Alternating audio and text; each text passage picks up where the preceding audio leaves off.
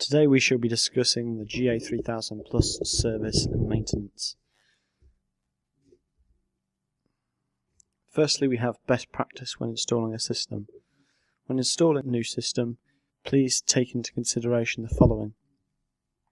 It should have ease of access to mains power. Typically a locally installed isolation switch should be installed also, protected by a 3 amp fuse.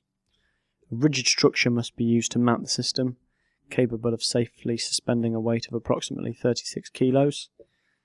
Also, you may need to carry out a risk assessment before beginning the installation if required. And also, gas exhaust and air purge lines must be vented to a safe area.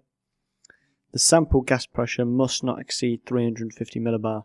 Failure to do so will require pressure regulation to step down the pressure. If Profibus or Profinet is required, these modules must be located outside of the GA3000 PLUS enclosure. This also includes loop isolators, if required, for the 4 to 20 mA outputs. Failure to do so will also invalidate the ATEX certification. You may need to protect the system from direct sunlight, or indeed fabricate a small roof structure to cover it from the worst of the weather. In some cases, additional moisture catch pots may be installed externally to the system. There are instances where the gas is known to be very wet. Also, you should try and make it as close as possible to the sample point location, and ideally stainless steel tubing should be used to avoid damage from wildlife or rodent presence. You should also try to reduce sample times, potentially permitting more frequent measurements. And also no additional holes should be drilled into the enclosure, as this will affect the ATEX approval. Additionally, holes are provided for cable access and blocked by ATEX approved blanking plugs, so these must not be removed unless being replaced with cable glands, etc. Next, we have the preventative maintenance of the system. When setting up and running a system, the only key things you need to worry about are moisture management and air purging the cells frequently enough. So first we have filters. Thing to note is the system is fitted with a catch pot and a drain valve. This will need to be opened when full, and also you may need to replace the filter with inside this catch pot, as these are usable replaceable. Next we have air purges. Things to consider when setting your air purge times. For discontinuous systems and those continuous systems with an external H2S or CO measurement, is to ensure air is passed through the system at regular intervals. The lifespan of the cells will be increased the more the cell is exposed to air. So, for continuous systems with external cells, the system is capable of taking a measurement every 10 minutes, but this may not be required, so it's appropriate you adjust this accordingly. When setting sample times, consider setting these for more air to be passed over the cell, because the more air exposed to the cell, the better. If the H2S levels are very high, then the requirement will be to pass more air across the cell, and try and set the air purge time to be as long as possible. E.g., if one complete cycle is required every 30 minutes and the sample time is 2 minutes, set the air purge roughly 20 minutes. Next we have zero calibrations.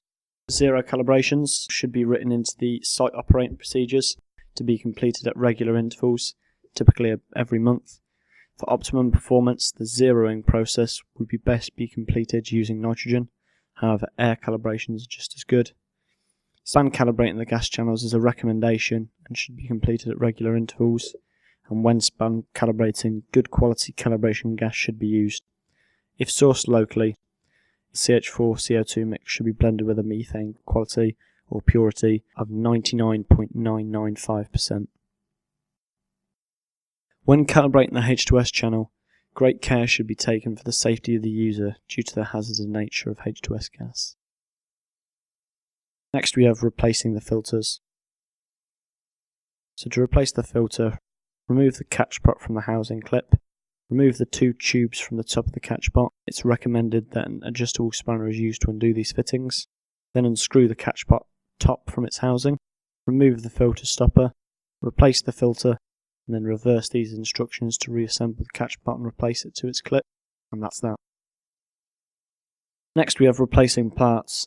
Thanks to the inclusion of the replacement parts manual, you can now replace yourself the PLC1, PLC2, solenoid, communications PCB, relays, 24 volt power supplies, 9 volt power supplies, external sensors, external sensor PCBs, pump, catch pot filters, and fuses. So just want to talk you over now an example of the replacement parts manual. So as you can see from the screenshot, it has a tools table to show you which tools are required for the job, so you don't have to worry about getting out to the job and then realising you're missing the tools. Also, warnings are clearly laid out at the start of each section, just to make you aware of any potential operations that could damage the system or indeed yourself, so you're quite aware of that.